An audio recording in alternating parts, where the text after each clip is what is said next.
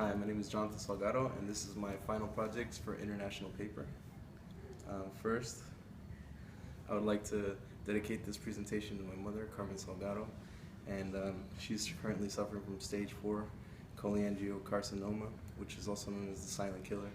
It's a cancer that is barely 2 months old, but has quickly deteriorated her body.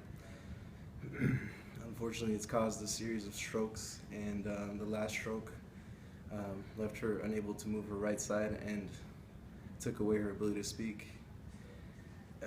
Most tragically, it also made her ineligible for chemotherapy or any type of treatment for her cancer. If you would like to learn more about her story, please go to her GoFundMe page. The URL is www.gofundme.com/Carmen-Salgado-fund, and on with the program. First, I want to take a quick look at their cash flows. Right here it shows that International Paper has maintained a steady cash flows of at least $1.8 billion per year for the past several years.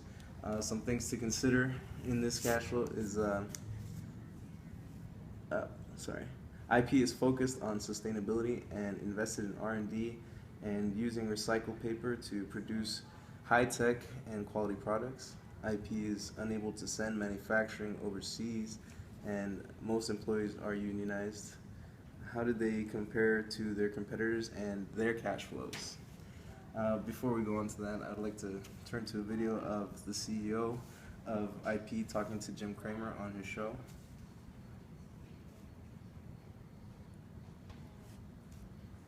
Oops. Here we go.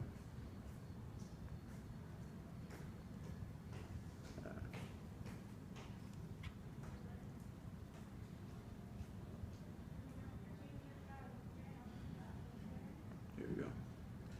And this is the CEO speaking about the products at International Paper.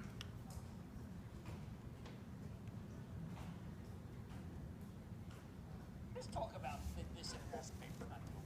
So what we do is we really enable commerce to move through the supply chain, and depending on what the product is, that can be a pretty technical challenge. You pointed to the Climate Shield product we have, where we have now waterproof coatings that are recyclable. In the past, we had issues with being able to recycle those boxes, and we've made 2 billion of those boxes, and that's kept almost 1 million tons of fiber out of the landfill and was able to be recycled. Well, let's talk about that. I'm a believer that the next generation won't invest the way that my generation did. But think first, is this company doing the right thing? IP seems very committed to the notion. So right there, the CEO is talking about, Jim Sutton, is talking about the sustainability projects that they have going on at International Paper. They're trying to maintain a small carbon footprint. They actually have programs that recycle their own paper products to produce energy, and they are dedicated to helping the environment. I also chose International Paper because my father works there, and it is his insurance that is taking such good care of my mom this past month as she fights her cancer. So thank you to International Paper. Here's a small chart showing the cash flows and the total debt of International Paper and some of its competitors. Here you can see that International Paper has significantly larger cash flows. For the year of 2016, it was at $2.5 billion, and their total debts are $17.6 billion, far greater than their competitors. But they still managed to maintain a coverage ratio that's comparable to most of its competitors. But when we look at their market caps, you look at the International Paper, they have a $20 billion market cap. Its closest competitor, Amcor, has a $13 billion market cap, so they're significantly larger. And also their net earnings are about 3 times as great as Amcor's net earnings for this past year. So International Paper is a juggernaut, and the reason that they became a juggernaut in the paper industry is the fact that they've made a lot of purchases, and they've taken over a lot of other companies. And let's move on to, oops. There we go. Let's move on to their debts. Weyerhaeuser was the most recent acquisition of International Paper in 2016. They purchased their pulp business in 2016, and they had purchased Weyerhaeuser's cardboard manufacturing business in 2008. That the Weyerhaeuser's pulp business came with a price tag of $2.2 billion. And let's turn to my Excel sheet because there we can cover some more details about International Paper's business.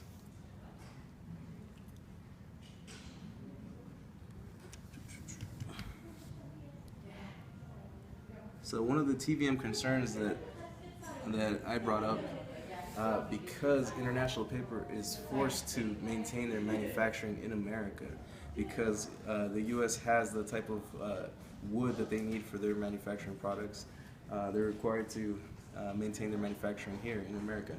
And you can see that their obligations for their pension fund are significant. For this coming year, the projected benefit obligation for International Paper is about $3.5 billion. And I also have a chart here demonstrating what the returns of their pension fund assets were. And unfortunately, in 2015, they had a return of 1.3%. But in 2016, they were able to make it 7.1%. If they can maintain that 7.1% return on their assets, in 4 years, they will be able to cover this $3.5 billion obligation, if they can maintain that same interest rate. Also, we wanted to take a look at their total debts in 2017. And actually, I brought up the purchases of Weyerhaeuser's different segments because they are still coming up in their debts, and they're coming due in 2017. For 2017, International Paper is going to see $3.5 billion due in just purchase obligations from the purchase of Weyerhaeuser in 2016 and the purchase of Weyerhaeuser's other divisions in 2008. The following years do not come with such burdens because it's going to drop more than half by 2018. So their debts are not going to be as significant after they cover their $3.5 billion debt to Weyerhaeuser. So let's move on to cash. All right, cash and receivables. International Paper is quite effective at maintaining their receivables. They were able, and when we compare them to their competitors, they have a comparable rate of receivables turnover. Also, International Paper is very effective at maintaining their inventories low. They focus mostly on maintaining finished products in their inventory and keep their raw materials low for purposes of saving money on storage. So International Paper is not only effective at maintaining costs low, they're also are very good at lowering their depreciation costs for this past year, and have managed to maintain their positive net earnings despite declining sales. Also, their recent purchase of Weyerhaeuser has resulted in a $20 million net loss for them, and resulted in $33 million being written off in inventory, as well as $19 million being added to their cost of goods sold expense from inventory. Let's move on to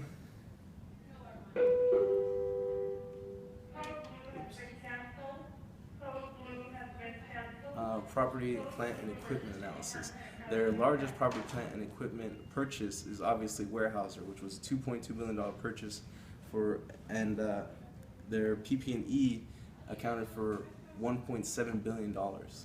So that's the most significant purchase. But this is not the only place where where International Paper is investing in infrastructure.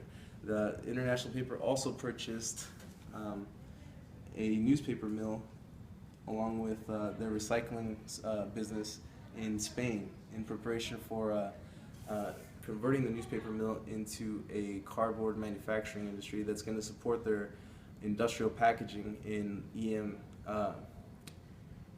Europe, in the Middle East, and Africa.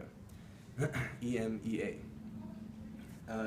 Industrial packaging accounts for the bulk of International Paper's sales and is the most significant division of their business. We focused a lot on that in the final project, and I hope that you are satisfied with the work. And please, say a prayer for my mother, Carmen Salgado.